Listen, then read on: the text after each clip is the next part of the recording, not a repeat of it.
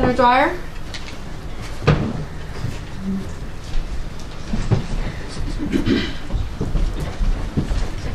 You've no time, so go ahead. Just go ahead? Just go ahead. Okay. I thought I was going to be restricted, so Nope. I might just go on. Okay.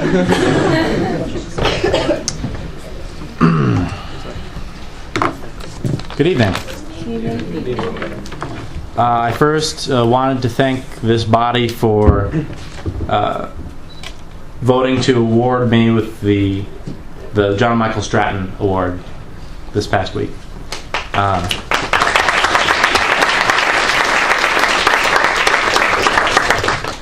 I'm graduating, so this will be my final Senate meeting.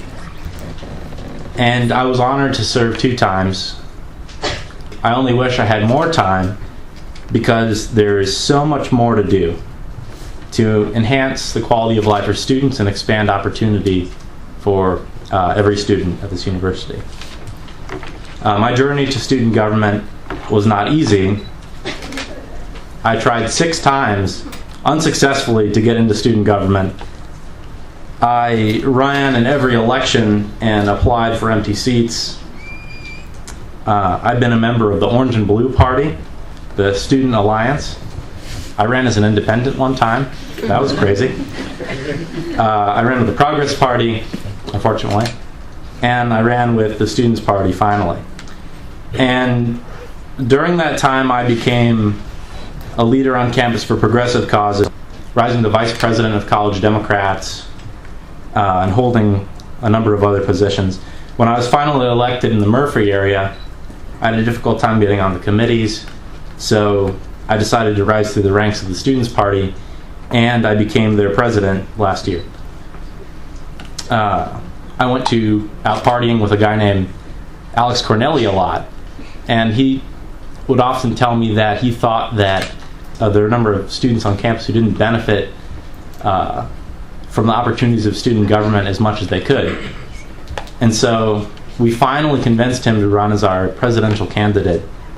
And I called a guy named Jesse Schmidt, who founded Humans vs. Zombies, and he was a walk-on to the football team. And he ran with me as an independent. He was in Broward and I was in Beatty. But I asked him, out of all the people that we interviewed and all the people that rejected us, I really want you to be on the ticket. And he said, yes, he would run. We formed a team with Dave Bradshaw, who was a graduate student from the United Kingdom. He worked in Parliament. John Barnes, who was the former Senate president, he was the student body president of the University of North Florida. Carly Wilson, former member of the Unite Party and Budget Committee member. Jillian Latham, and Yevgen Sodin. I've seen the best and worst parts of student government.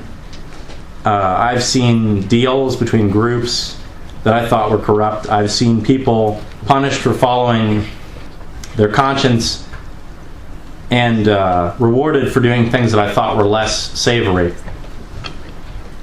After the Corneli election, I was invited to someone's house who was prominent in student government and in Florida Blue Key. And as it turns out, if I switch parties, he said, embarrassing the Students Party, his people would support me for leadership in student government and guarantee me a tap into Florida Blue Key. And I said no. In my history classes, I learned a lot about Florida and the University of Florida. And I came to see the machine politics at the school as reminiscent of an older Florida politics that used to control the state. The last remaining relic of an old good old boy system that had been fading for decades. And the currency of the system being positions within the school and ultimately taps within Florida Blue Key. I still remember meeting Debbie Wasserman Schultz for the first time. She's the chairwoman for the Democratic National Committee. She runs the Democratic Party in the United States. And she went to the University of Florida. I still remember meeting her 2 years ago and having a conversation with her about her time as leader of the minority party at this school, and I came to have greater appreciation for how interconnected our school's history is with the course of national events and the demands of the present.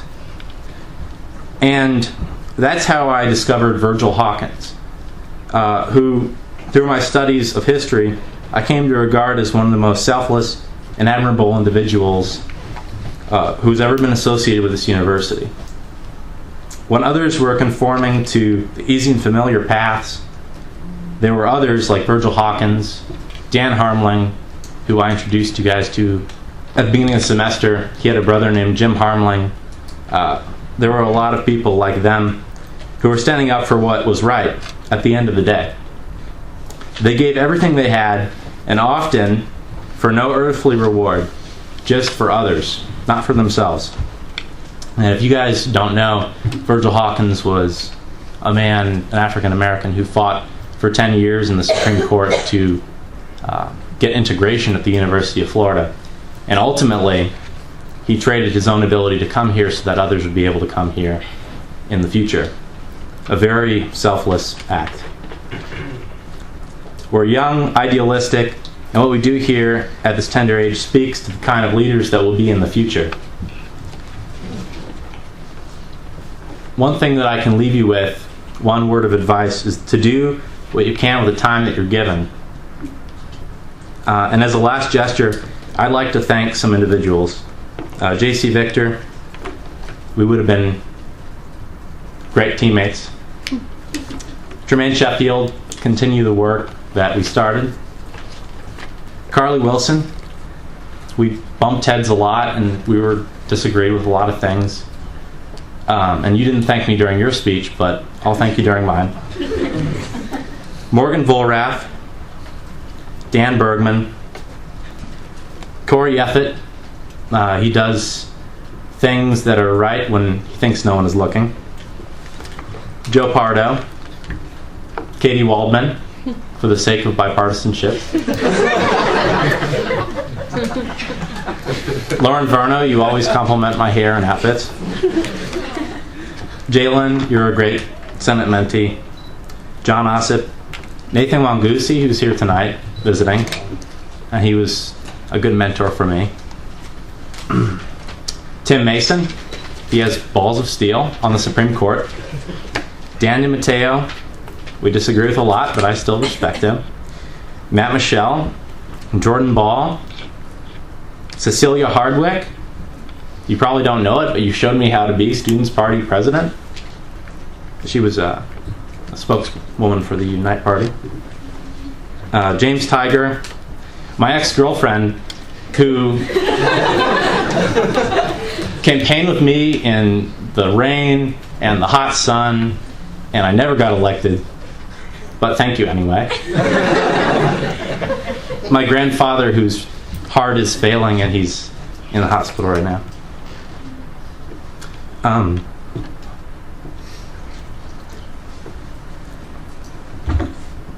It's no secret that I enjoy going to Midtown often.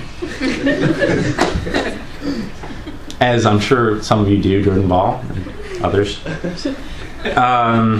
I'd like to see you all at Cantina afterwards as a last gesture of bipartisanship and for the good times. Thank you, and go Gators.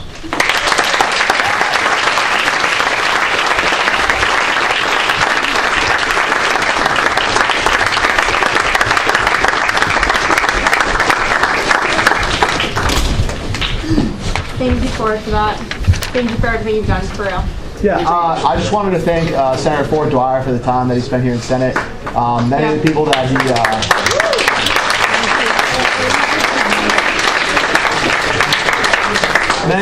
touched on in his farewell speech were not here, but I am here, so thank you for the shout out. But more importantly, thank you for all that you've taught myself in these chambers. I have learned a lot from you and your character, and I appreciate all that you've done for the university. Great.